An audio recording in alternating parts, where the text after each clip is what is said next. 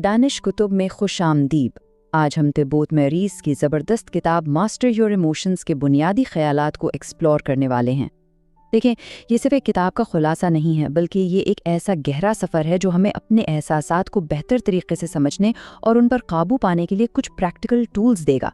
अक्सर ऐसा लगता है ना कि हमारे जज्बात हम पर हावी हो जाते हैं, लेकिन सोचें, अगर इन्हें कंट्रोल करने की ताकत असल में हमारे अपने ही अंदर हो। तो चलिए शुरू करते हैं। तो सबसे पहला सवाल, कभी सोचा है कि खुशी हासिल करना अक्सर इतनी बड़ी जंग जैसा क्यों महसूस होता है? हम सब कहीं ना कहीं इस एहसास से गुजरते हैं। खुश रहना चाहते हैं, लेकिन छोटी छोटी चीज़ें मूड ख़राब कर देती हैं। ऐसा लगता है कि हम मुसलसल एक ना दिखने वाली क़ुव्वत से लड़ रहे हैं। इस सवाल का जवाब हमारे हालात, हमारी नौकरी या हमारे रिश्तों में नहीं, बल्कि हमारी अपनी ज़हनी प्रोग्रामिंग में छुपा हुआ है। तो चलिए सबसे पहली और अहम बात समझते हैं। हमारा दिमाग हमें खुश करने के लिए डिज़ाइन ही नहीं किया गया। हाँ, ये बात थोड़ी अजीब लग सकती है, लेकिन इसका बुनियादी काम सिर्फ और सिर्फ हमारी बका यानी सर्वाइवल को यकीनी बनाना है।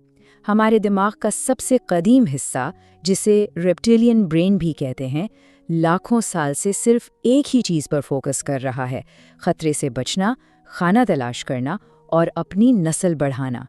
खुशी, सुकून और इत्मीनान, ये सब इसकी प्रायोरिटी लिस्ट में बहुत नीचे आते हैं। और इसी सर्वाइवल प्रोग्राम की वजह से हमारे दिमाग में एक कुदरती मनफी रुझान या नेगेटिविटी बायस मौजूद है। इसका मतलब ये है कि ये पॉजिटिव चीज़ों के मुकाबले में नेगेटिव बातों को ज़्यादा अहमियत देता है और उन्हें फ़ौरन मेमोरी में स्टोर कर लेता है। इसकी वजह बहुत सिंपल है। सोचें, हज़ारों साल पहले अगर हमारे अजदाद ये भूल जाते कि किस झाड़ी में मीठे फल हैं तो कोई बात नहीं, लेकिन अगर वो ये भूल जाते कि किस झाड़ी के पीछे शेर छुपा है तो ये उनकी आखिरी गलती होती। शायद यही वजह है कि आज भी सैकड़ों तारीफों के बावजूद एक तनकीद हमें दिन भर परेशान रखती है। ये हमारा कदीम सर्वाइवल मैकेनिज्म है जो आज भी उन खतरों को ढूंढता रहता है जो शायद अब मौजूद भी नहीं है। अब ये जो फॉर्मूला है ना, ये वाकई आंखें खोल देने वाला है। रिसर्च बताती है कि हमारी खुशी का 50% तो सीधा सीधा जेनेटिक्स से आता है, मतलब जो फितरत हम लेकर पैदा हुए। लेकिन जो बात सबसे ज़्यादा हैरान करती है वो ये कि सिर्फ 10% हमारे बाहर के हालात पर डिपेंड करता है। इसका मतलब ये है कि हमारी नौकरी, बैंक बैलेंस, सोशल स्टेटस, ये सब मिलकर हमारी खुशी का सिर्फ 10% हिस्सा हैं। तो फिर असल गेम कहाँ है?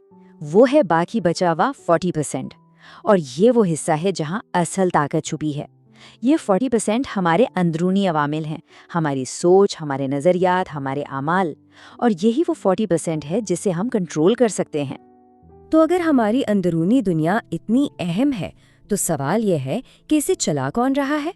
अक्सर इस शो का डायरेक्टर एक बहुत ही बेचैन किरदार होता है जिसे हम ईगो या अना कहते हैं। अच्छा, यहाँ ईगो का मतलब सिर्फ तकब्बुर या गुरूर नहीं है। ये वो मुकम्मल कहानी है जो हमने अपने बारे में बनाई हुई है, एक ऐसी कहानी जिसे हम सच समझ बैठे हैं। ये कहानी हमारे बचपन के तजुर्बात, हमारी तालीम और मुआशरे की वैल्यूज से मिलकर बनती है। ये जहन की बनाई हुई एक शनाख्त है जिसकी कोई ठोस हकीकत नहीं है, बिल्कुल एक फिल्म के किरदार की तरह। तो सवाल ये है कि ईगो अपनी शनाख्त किन चीज़ों से बनाती है? देखें, हमारे जिस्म से, मैं खूबसूरत हूँ या मैं मोटा हूँ। हमारी नौकरी से, मैं डॉक्टर हूँ या मैं बेरोज़गार हूँ। हमारी चीज़ों से, हमारी गाड़ी, हमारे घर से। हमारे रिश्तों से, मैं किसी का बाप हूँ या मैं किसी की बीवी हूँ। हमारे अकायद से, चाहे वो सियासी हों या मजहबी। और सबसे अजीब बात, हमारी परेशानियों से भी। ईगो इन सब से जुड़कर अपनी पहचान बनाती है और यही अटैचमेंट हमारी बहुत सी तकलीफ की बुनियादी वजह है। क्योंकि जब इनमें से कोई चीज़ बदलती है या चली जाती है तो ईगो को लगता है कि वो खुद ख़त्म हो रही है। ईगो की सबसे बड़ी फितरत यह है कि वो कभी मुतमैन नहीं होती। इसे हमेशा मज़ीद की तलाश रहती है। ज़्यादा शोहरत, ज़्यादा चीज़ें, ज़्यादा पहचान। ये वही नेगेटिविटी बायस है जिसकी हमने बात की थी। ایگو ہمیں مسلسل یہ احساس دلاتی رہتی ہے کہ ہمارے پاس کچھ کمی ہے تاکہ ہم ہمیشہ بھاگتے رہیں، اور یہ نہ ختم ہونے والی تلاش ہمیں کبھی سکون سے نہیں بیٹھنے دیتی، کیونکہ اس کا مقصد منزل پر پہنچنا نہیں بلکہ صرف سفر میں رہنا ہے۔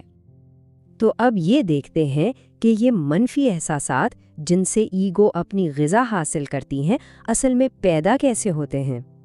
یہ اتفاق سے نہیں ہوتا، اس کے پیچھے ایک پورا فارمولا ہے، اور اس فارمولا کو سمجھنا ہی اس پر قابو پانے کی چابی ہے۔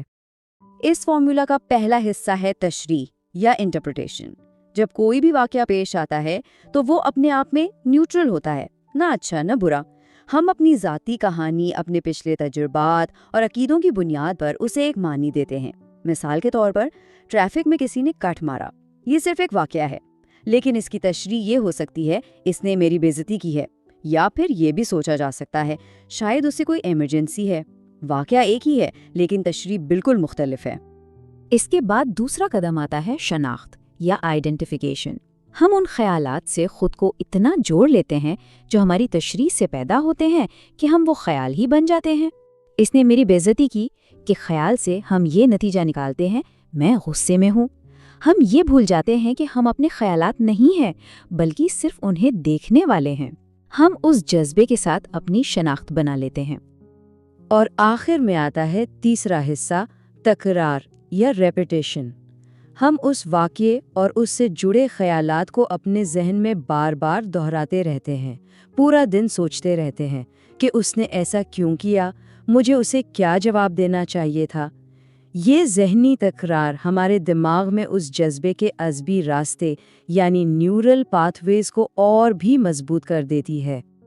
اور ان تینوں چیزوں تشریح، شناخت اور تکرار کا نتیجہ کیا ہوتا ہے؟ ایک طاقتور اور اکثر خود بخود آنے والا جذباتی احساس، غصہ، اداسی یا پریشانی۔ یہ فارمولا ہمارے احساسات کے پیچھے چھپی سائنس کو سمجھاتا ہے، اور اچھی خبر یہ ہے کہ اگر یہ ایک فارمولا ہے تو اس کا مطلب ہے کہ ہم اس کے کسی بھی حصے میں مداخلت کر کے نتیجے کو بدل سکتے ہیں۔ یہی سے انہیں کنٹرول کرنے کا راستہ ملتا ہے۔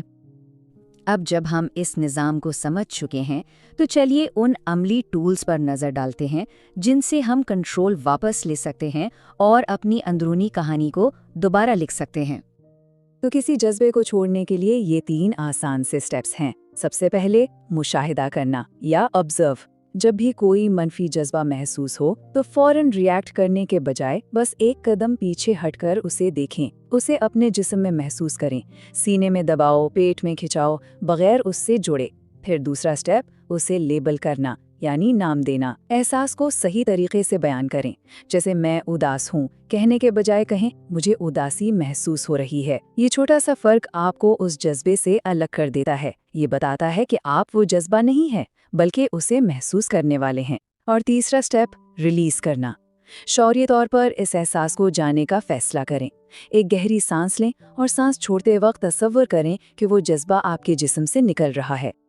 ہمارے ہر کام کے پیچھے 2 بنیادی محرکات ہوتے ہیں، خوف یا محبت۔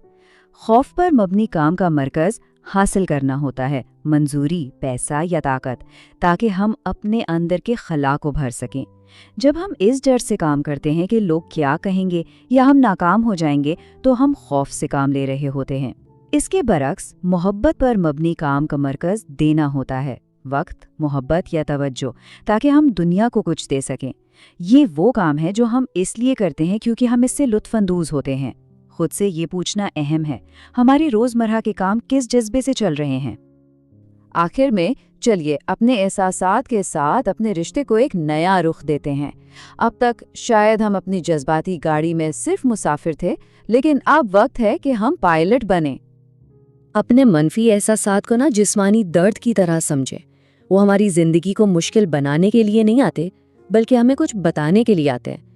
جس طرح جسمانی درد اشارہ دیتا ہے کہ جسم میں کچھ غلط ہے اور اسے ٹھیک کرنے کی ضرورت ہے، بالکل اسی طرح جذباتی درد جیسے غصہ، حسد یا اداسی یہ اشارہ دیتا ہے کہ ہماری اندرونی دنیا میں کوئی چیز توجہ مانگ رہی ہے۔ ہو سکتا ہے ہمارا کوئی عقیدہ غلط ہو یا ہماری کوئی ضرورت پوری نہ ہو رہی ہو۔ تو سب سے اہم سبق یہ ہے کہ احساسات پر قابو پانے کا مطلب انہیں دبانا یا ان سے لڑنا نہیں ہے، بلکہ انہیں سننا اور ان سے سیکھنا ہے۔ ہمارے احساسات دشمن نہیں ہیں، بلکہ ایک کمپس ہیں جو ان جگہوں کی نشاندہی کرتے ہیں جنہیں ہماری توجہ اور ہیلنگ کی ضرورت ہے۔ جب ہم انہیں اس نظر سے دیکھتے ہیں تو وہ ہمارے سب سے بڑے استاد بن سکتے ہیں۔ تو یاد رکھیے، ہمارے احساسات ہماری کہانی سے پیدا ہوتے ہیں، ہماری تشخیص سے، ہماری شناخت سے اور ہماری تکرار سے۔